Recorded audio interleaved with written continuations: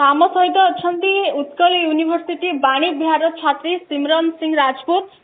तो मैडम मुझे पचारे उत्कल यूनिवर्सिटी बाणी विहार जो असामाजिक निंदनीय घटना घटीगला या पूर्वर एमती किसी कौन घटना घटी नाला बाणी विहार उत्कल यूनिवर्सिटी बाणी विहार। तो आज जो घटना आसी सामना को एवं गतकाली जो प्रोफेसर को सस्पेंड करागला से छात्री को यौन निर्यातना घटना सस्पेंड कराई। तो आप कौन कहे जन छात्री हिसाब से बाणी विहार छात्री हिसाब से आप मतामत कौन रखिए? देखु माने यूनिवर्सिटी की सब बापा माँ मैंने छुआ मान को पठे था पाठ पढ़ाई कि आउ जो गोटे छात्री के निज डिपार्टमेंट रे डिपार्टमेंट आ गोटे मंदिर भाया गोटे छात्र छात्री मानी निज डिपार्टमेंट हूँ मंदिर भाया जब से शिक्षक ही यौन निर्यातना देवे आठार माने खराब घटना कौन हम एमती भी बाणी विहार आम आगे डिपार्टमेंट रे घटना घटी किंतु अबिका जो ये घटना घटी निहाती भाव में माने निंदनीय घटना यहाँ द्वारा कौन कि आमर छात्र छात्री और शिक्षकों को नहीं जो संपर्क से संपर्क भी कला दाग लगिगला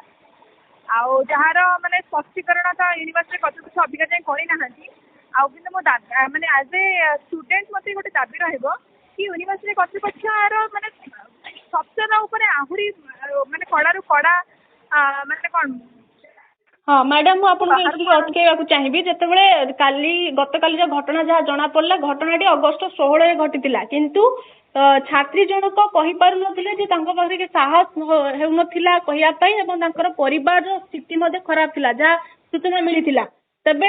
तांकरी डिपार्टमेंट माने अर्थनीति डिपार्टमेंट रो प्रोफेसर एसोसिएट प्रोफेसर जी थिले से छात्री को यौन निर्यातना दउथिले एवं से बाहर प्रकाश न करिबा पई मध्य तांको तागिद करिथिले से प्रोफेसर जनक किंतु परवर्ती मुहूर्त रे देखा गला जे छात्री जनक उत्कल यूनिवर्सिटी भाइस चांसेलर जो कुलपति अच्छा पत्र मध्यम चिठी लिखिथिले एवं जहाँ अभियोग थिला से जणाइथिले किंतु सेतबेले पर्यंत भी कौन कार्यानुष्ठान ग्रहण करा जाई नथिला किंतु वर्तमान जहाँ जना पड़ुछि सूचना आसी जे तांको आईसीसी माने आम जो इंटरनल अभियोग कमिटी रही उत्कल यूनिवर्सिटी रे छात्री जन को डाकी पचरा उचरा करथिले एवं परवर्ती मुहूर्त रे तांको सस्पेंड करा जाइथिला। तेबे क्वार्टर भी हेडक्वार्टर न छाड़िया आईसीसी तरफ निर्देश दि जाइए भाइस चांसेलर निर्देश देते हेडक्वार्टर न छाड़ापी से प्रोफेसर जन को से बर्तमान अच्छा बाणी विहार यूनिवर्सिटी अच्छा बर्तमान से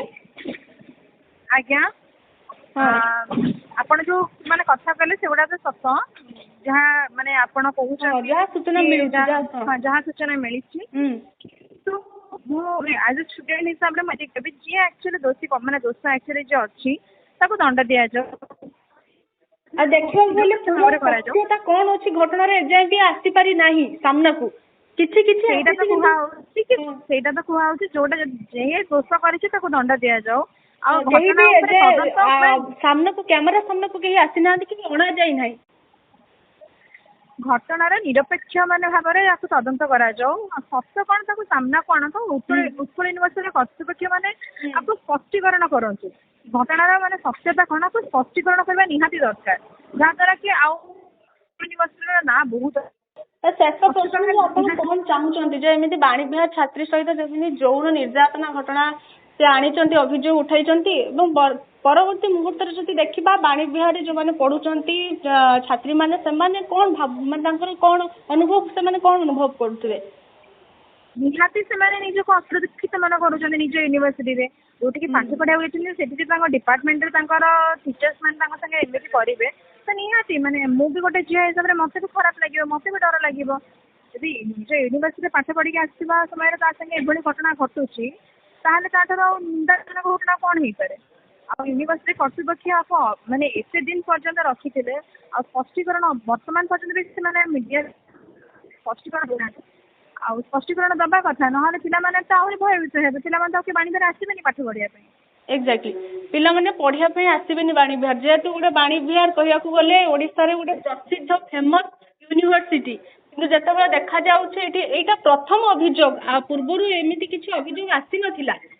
आपण कोन कहबे आसी नथिला एमिति पूर्वरु अभियोग किंतु एटा प्रथम करी आसी जेतेबेले गोटे बाणी विहार उत्कल यूनिवर्सिटी बाणी विहार ऊपर गोटे कला दाग लागि गला भली लागुची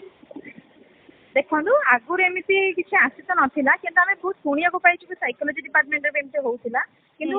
ମାନେ ଘଟଣାଟା ଯେ ଆଗକୁ ଆସିନଥିଲା କିନ୍ତୁ ଏଇ ଘଟଣାଟା ପ୍ରଥମ ଥର କରି ମିଡିଆରେ ହାଇଲାଇଟ୍ ତ ହଉଛି ଆଉ ତଥାପି ୟୁନିଭର୍ସିଟି କର୍ତ୍ତୃପକ୍ଷ ମାନେ ମୁହଁ ଖୋଲିନା କିଛି ମିଡିଆ ଆଗରେ କହୁନାହାନ୍ତି ସେଥିପାଇଁ ଆମକୁ ବହୁତ ଖରାପ ଲାଗୁଛି ସ୍ପଷ୍ଟୀକରଣ ଦବା ନିହାତି ଦରକାର କଣ ପାଇଁ ସ୍ପଷ୍ଟୀକରଣ ଦଉନାହାନ୍ତି ସେଟା ତ ଜଣା ନାହିଁ କିନ୍ତୁ ୟୁନିଭର୍ସିଟି କର୍ତ୍ତୃପକ୍ଷ ଆସିକିନା ଘଟଣାର ପୁରା ନିରପେକ୍ଷ ଭାବରେ ତଦନ୍ତ କରନ୍ତୁ ନିରପେକ୍ଷ ଭାବରେ ତଦନ୍ତ କରନ୍ତୁ ଆଉ ଯିଏ ଦୋଷୀ ତାକୁ ସଠିକ ମାନେ ଉଚିତ ଦଣ୍ଡ ଦିଅନ୍ତୁ। ବହୁତ ବହୁତ ଧନ୍ୟବାଦ ମ୍ୟାଡାମ।